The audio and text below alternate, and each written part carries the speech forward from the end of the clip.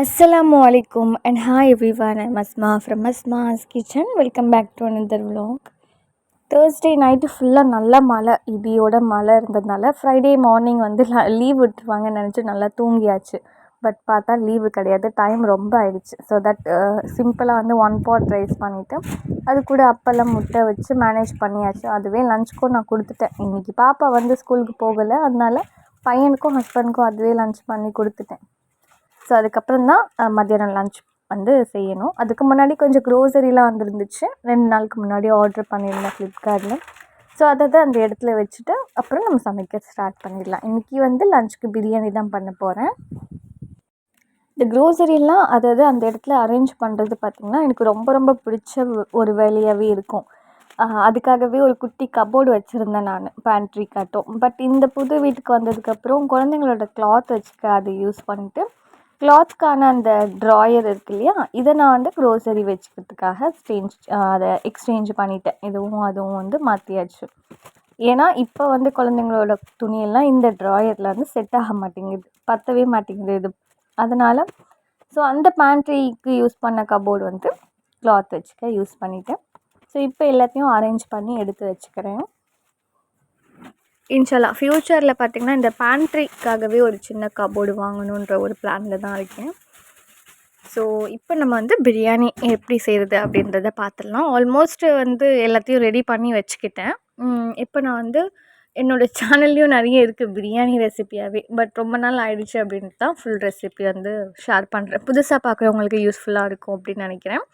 First ஒரு பாத்திரம் எடுத்துக்கோங்க, அதில் நெய், அதுக்கப்புறம் எண்ணெய் ஒரு 4 டேபிள் ஸ்பூன் அளவுக்கு சேர்த்துட்டு, அதுக்கப்புறம் ஹோல் ஸ்பைசஸ் இருக்குது இல்லையா, பட்டை, கிராம்பு, ஏலக்காய், பிரிஞ்சி இலை இதெல்லாம் சேர்த்துட்டு 4 வெங்காயம் நல்லா தூளாக கட் பண்ணிக்கோங்க. நான் வந்து ஃபுட் ப்ராசஸரில் போட்டதுனால நல்லா இந்த மாதிரி தூளாக கட் பண்ணிவிட்டேன். இதை வந்து க்ளோஸ் பண்ணிவிட்டு நல்லா செவக்க இந்த மாதிரி நல்லா வந்து வதக்கி எடுத்துக்கிறேன்.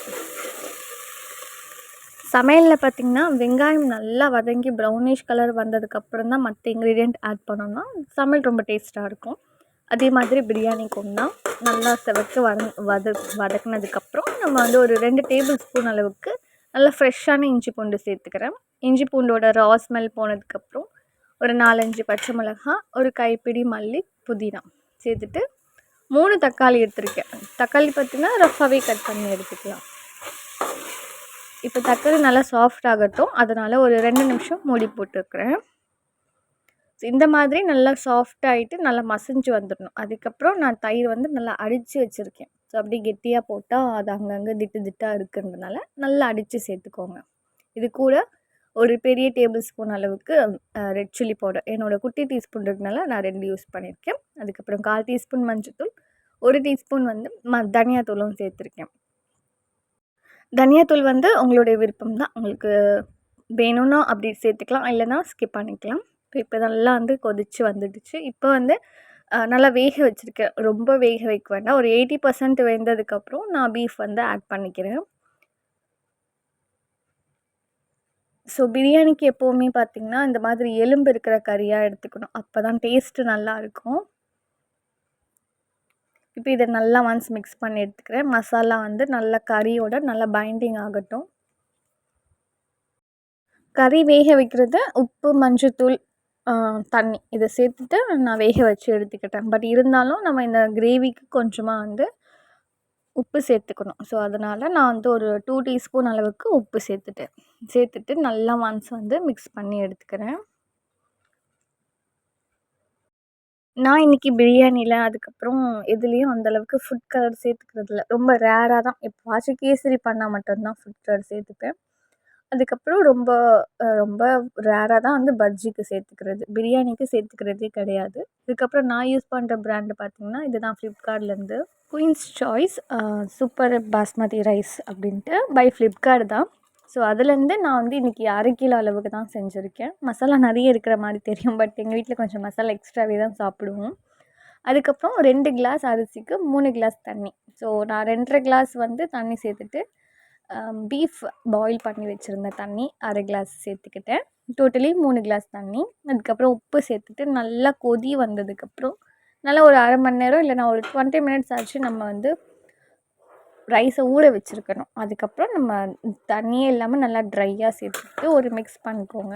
ஸோ தண்ணி நல்லா இந்தளவுக்கு வற்றி வந்ததுக்கப்புறம் நம்ம வந்து கீழே வந்து பழைய தோசைக்கல்லை வச்சுட்டு மேலே வந்து ரைஸ் பாட் வச்சுட்டு அதுக்கு மேலே வெயிட்டாக ஏதாச்சும் வச்சுருங்க. இது வந்து தம் ஆகட்டும். 10 மினிட்ஸ் நான் வந்து ஹை ஃப்ளேம்லேயும் 5 மினிட்ஸ் நான் வந்து லோ ஃப்ளேமில் வச்சுருந்தேன். அரௌண்ட் 15 மினிட்ஸில் வந்து தம்முக்கு வச்சதுக்கப்புறம் பிரியாணி ஓப்பன் பண்ணேன். உடனே ஓப்பன் பண்ண வேண்டாம், ஒரு 5 நிமிஷம் வச்சுட்டு அதுக்கப்புறம் ஓப்பன் பண்ணுங்கள். ரொம்ப ரொம்ப சூப்பராக மேலே இந்த மாதிரி குச்சி குச்சியாக வந்து நிற்கும். மாஷால்லா ரொம்ப பர்ஃபெக்டாக இருந்துச்சு. பிரியாணி எடுக்கும்போதே நல்லா சூப்பராக இருந்துச்சு. அண்ட் இதே மாதிரி நீங்களும் கண்டிப்பாக ட்ரை பண்ணி பாருங்கள். நீங்கள் வந்து சிக்கனில் மட்டனில் கூட ட்ரை பண்ணலாம். சேம் இதே மாதிரி தான் ரேஷியோ. ஒரு கிளாஸ் அரிசிக்கு 2 கிளாஸ் தண்ணி வந்து கரெக்டாக இருக்கும். பீஃப் வந்து 80% வந்து நல்லா குக் பண்ணனால இப்போ பார்த்திங்கன்னா நல்லா ஜூஸியாக நல்லா சாஃப்டாக இருந்துச்சு. நல்லா லைக் நம்ம இப்போ மட்டன் சாப்பிடுவோம்ல அதே மாதிரி தான் இருந்துச்சு. ரொம்ப பர்ஃபெக்டாக இருந்துச்சு இன்றைக்கி பிரியாணி. மாஷல்லா.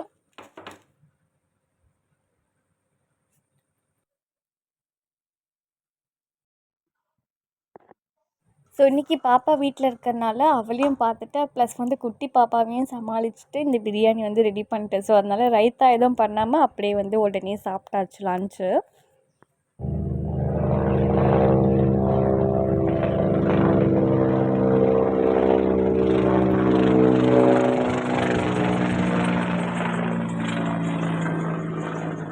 ஆஃப்டர் லன்ச் பார்த்திங்கன்னா மிஷின்லேருந்து துணியெல்லாம் எடுத்துகிட்டு வந்து காய வச்சிட்ருக்கேன். ஸோ இப்போ கொஞ்சம் நாளாகவே பார்த்திங்கன்னா வெயில் அடிக்கிறதே இல்லை, வெயிலும் இல்லை மழையும் இல்லை, நல்லா சில்லுனா சூப்பராக இருக்குது. அதுவும் காற்று பார்த்திங்கன்னா அவ்வளோ காற்றடிக்குது.